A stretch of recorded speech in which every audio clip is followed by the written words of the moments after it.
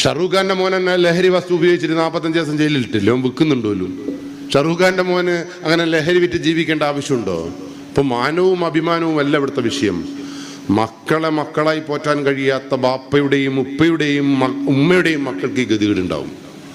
അപ്പൊ മക്കളെ സ്വതന്ത്രമായിട്ട് പോറ്റുകയല്ല വേണ്ടത്, നിയന്ത്രിച്ച് വളർത്തുകയാണ് വേണ്ടത്.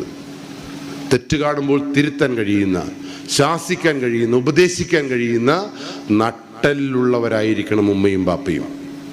കാരണം മക്കൾ പറയുന്ന പോലെ മക്കൾ നല്ലോണം ഫോണിൽ കളിക്കുന്നതുകൊണ്ട് മക്കൾ ഗംഭീരായിക്കോട്ടെ.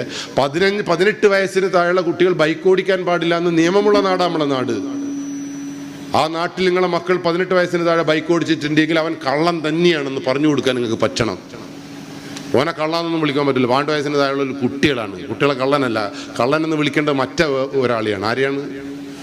അത് കൊടുത്ത ചങ്ങായി ഉണ്ടല്ലോ. ഇപ്പൊ മക്കൾ ബൈക്കുമ്പോൾ പറക്കുന്നൊന്നും കണ്ടിട്ട് നിങ്ങൾ ഞെട്ടൊന്നും വേണ്ട. മക്കൾ